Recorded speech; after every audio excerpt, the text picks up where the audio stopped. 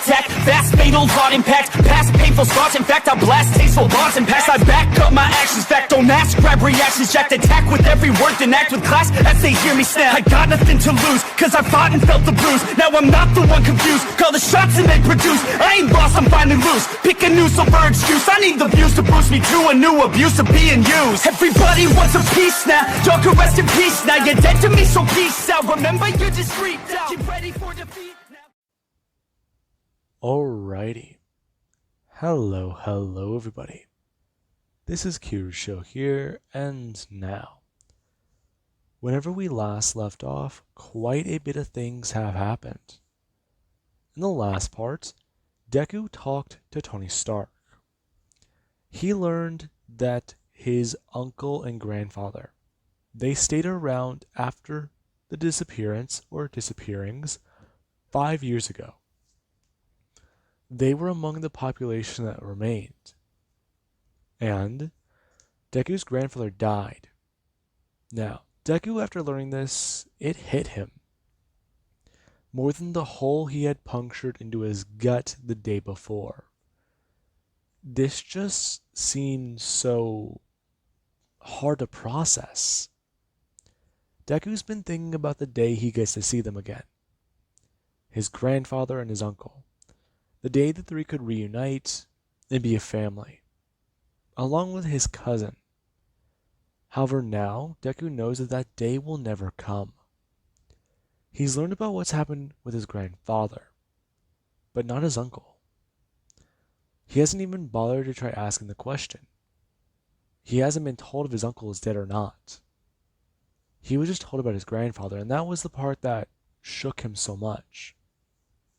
Now, after Deku was at least subdued, thanks to Tony Stark, a fight broke out between Magneto and the X-Men and the Avengers. After that was all solved, Magneto vanished. And right now, Deku, after talking to Tony Stark and even somewhat looking up to the man and talking with him more, he actually was able to talk to Jean. The two had another heart-to-heart moment. Deku and her were able to let down certain guards with each other. And Jean actually kissed Izuku. Deku found this to be just so out of the ordinary out there. The fact that somebody has an interest in him like this. He never thought it'd be possible. Deep down, Deku still thinks he's a monster because of the Hulk, who, thanks to speaking with Tony, he really is not on good terms with anymore.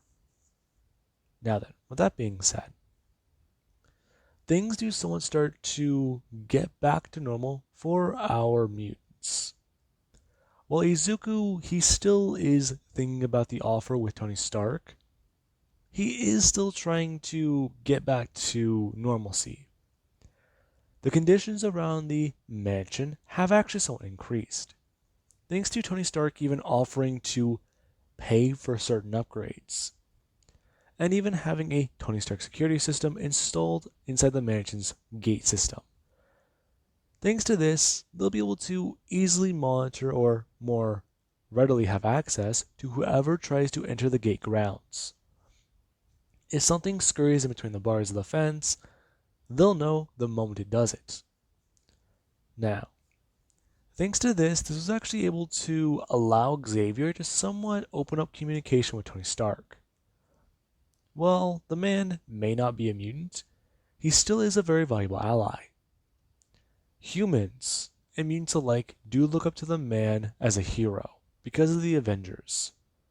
And right now, if the mutants can be looked at the same way thanks to interacting with and even partnering with the Avengers, it will give the mutants good press. And we do currently cut over to Deku. Him and everyone else, they're all just sitting down inside of the living room. And they're all just watching a movie. As someone does bring up something, asking if they can watch something else. I don't know. Who picked this one? Everyone looking around, as eyes do fall onto Deku. And Deku, he does look at the television. Hmm? No, this wasn't me. I'm sure this was Kirk. That a Rogue. Oh, come on. Yeah, it's not really my taste in movies. This being where Rogue does look towards Jean, as she was going to hold it up, talking about how this movie here, it's one she does like. She's copied her memories. She knows what all of them do like. And she's pretty sure Jean influenced this one in her. Hmm? I don't think so. Come on, Jean. Just admit it, you like the movie. Uh, okay. It's an interesting concept. But I just don't like how everything does look. I get it, okay? So I didn't want to watch the movie. I thought that was why I didn't. No, shut. You're confusing me now. Shut up. Now, some people do start to laugh. As Deku, he actually has to go to stand up.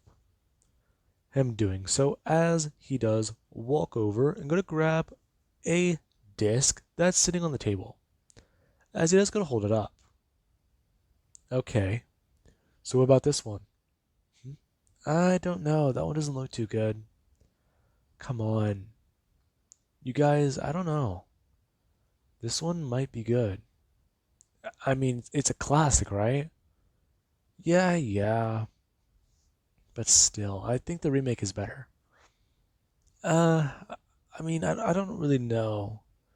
Kirk, I think the classics deserve some love, you know? Deku actually going to put the movie in, walking back over to the couch as he does go to sit down. Whenever Deku did sit down, he did seem to be a lot more loose and relaxed. And this is actually something that Kirk did notice, as he did see Deku sit down right next to Jean. And he did somewhat have his gaze linger, as whenever he looked at the two, he actually saw that Deku, he brought his hand outwards. And Jean, she actually did snake her hand outwards to actually wrap a finger or two around Deku's hand. And whenever Kirk did notice that, he did just do one simple thing. He was shoveling popcorn into his mouth. However, the moment he did see the two lock fingers and somewhat look towards each other, there actually was where Rogue did turn her head, looking right at Kirk, as popcorn just fall out of his open mouth and she does look right at him. Confused, but she does actually turn her head a bit. And you see that Deku and Jean are both looking at each other, as she does just look back towards him and go to bring her hands into her mouth. Right now, she knows that the two might be having a bit of a conversation. And the two, they do both like each other. She's copied both of their abilities and memories, and she knows that it's painfully obvious. However, she is just simply unaware as to what may have happened. As she does just state that the movie is starting, as she does look up towards the screen. And this actually does surprise everyone, as Karki does still stare at the situation. Some other mutants, they do come up to join them, sitting down on the couch and watching television. As, there. I'm either thinking of the Stedford Cuckoos or Magic. I'm trying to think of let's say Iceman, because I know him. Anyways, Iceman and Magic do come walking up. They do plop down to the couch and take their spots. As some of them, they are getting ready. They're about to watch an old horror movie. And while things are cheesy in it, since some special effects are obvious, they all are going to have some fun. And we actually have where after a few minutes, Deku does get up to go to the kitchen. He's going to get a soda. And he did ask what some people would want. Deku going for soda, chips, and popcorn. As he does get to the kitchen and grab everything. As he put the popcorn in the microwave, he did close it and start it. As whenever Deku did walk over to the counter to somewhat lean back against it, he was just wondering. It's been a couple days since he last talked to Tony, and things have been going good. While the military, they've talked to the mutants or Charles about handing him over to them, Charles has declined.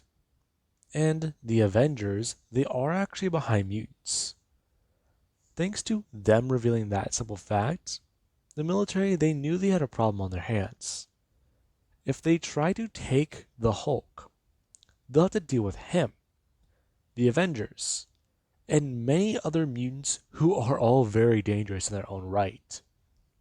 So the military just backed off. They know at this point the people who inhabit the earth. They're growing to the point to be beyond simple weapons of war. And they're more closely, well, countered by the nuclear option.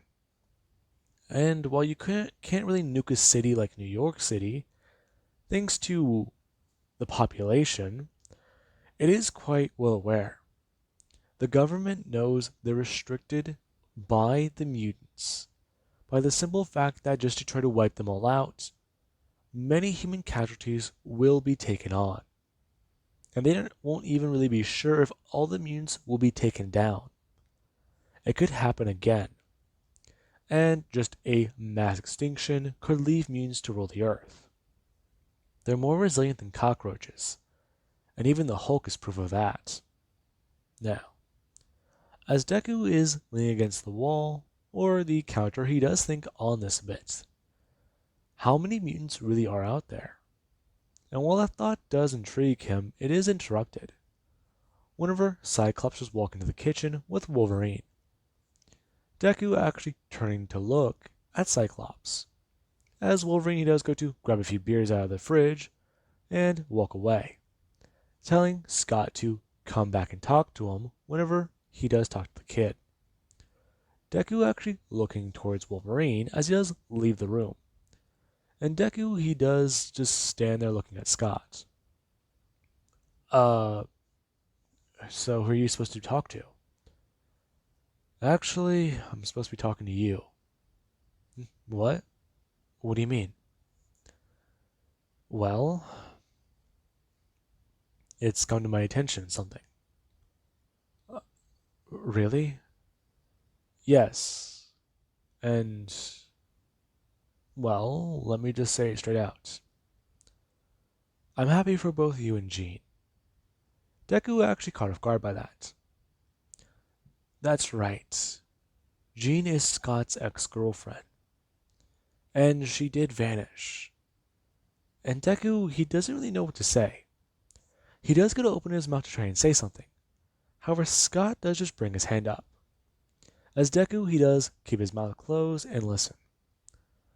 Listen, I know I technically don't have any right to say anything about you two. I mean, I had years to move on. And whenever I did find somebody. Things didn't exactly work between me and her, but still. I mean, I moved on. Whenever she came back, I was happy to see her, but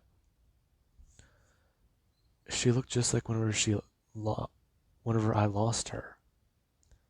It was hard to try to let go of her a second time.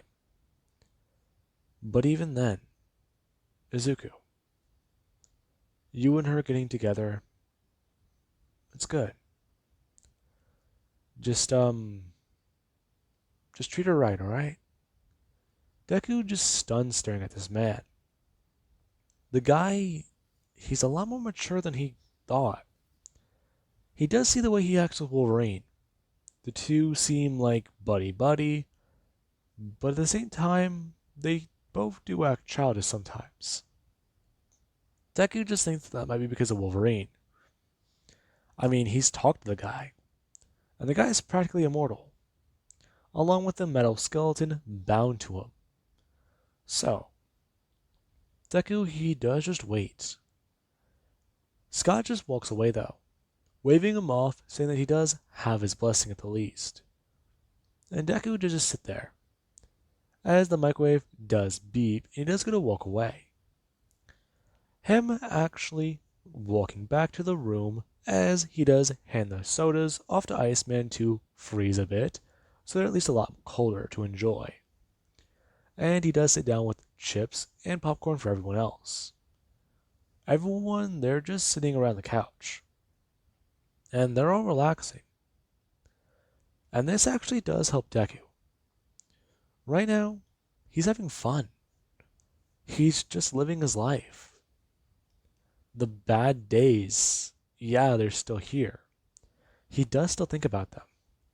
But he can just at least push them to the back of his mind right now.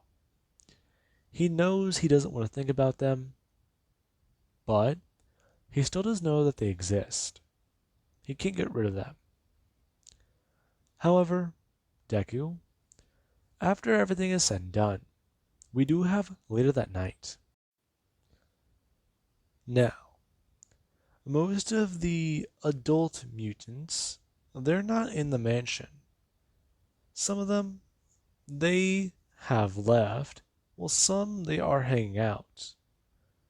Wolverine and Scott, they're around because they're just hanging out in the garage. Most of the other mutants, they're either busy with stuff off the mansion grounds or out on hero patrols. And thanks to this opportunity, the teenagers, after the movie is over, they do one simple, reasonable thing. They decide to have a little bit of a party to themselves. And while Deku, he does technically know a place or places to get a lot of alcohol, they decide to just do something simple.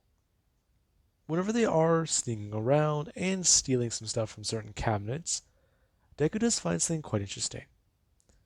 He finds an old mason jar, and it does seem strange, as whenever Deku does look at the top lid, it has his name on it.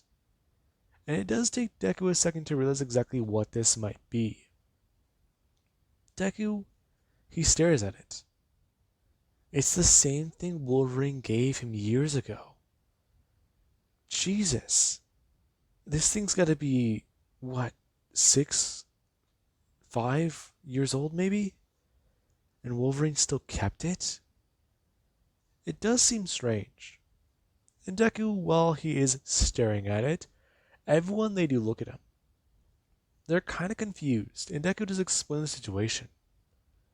As after Deku is dared to take a drink of it, his reaction does show how strong that stuff might be. And after at least Jean does take a swig of it as well, she does at least have a bit more of a, well, reaction people expected. And it does seem kind of strange. As, while the mutants are currently partying, we do have other things going on. Right now in an undisclosed location. It has finally been put into action. As somebody, they start to make their own moves. And they decide to take tonight to do it. They put their plan into motion. As this person, they crush and destroy everything stopping them. And whenever they do finally get to their exit, they know exactly what they're going to do. They're going to make him look bad. They're going to make sure they ruin his reputation. And make sure he is seen as a villain. Meanwhile, we do have over with the Avengers. And what's currently happening with Tony Stark and Captain America. The two were debating on it. And while Captain America was glad he asked the kid, rather than try to command him or order him, he does have his own doubts. Yes, the original plan was to take him to S.H.I.E.L.D. However, after at least looking to see how the boy acts and is, he's well aware that having him with the heroes and near Thor and even Ben Grimm, it might be the best option to keep him on the ground. not in a multi-billion-dollar flying fortress. Anyways, with that being said, Tony he does actually get to work on analyzing the Hulk's blood, as he does at least think it's curious. It does not match up with old samples he has gotten before. He's gotten some stuff from battlefields, and he even did take a sample of Deku's from the battle with the Juggernauts. He's tried matching it to the one from years ago, the one he kept in cold storage. But something is off. He doesn't know how to put it. The two, they do have matching DNA signatures, but it seems like there's something strange being emitted from it. Something not quite normal. Something that should not be there. Now, with that being said, I do hope you guys enjoyed. Have an amazing day. Catch you guys in the next part.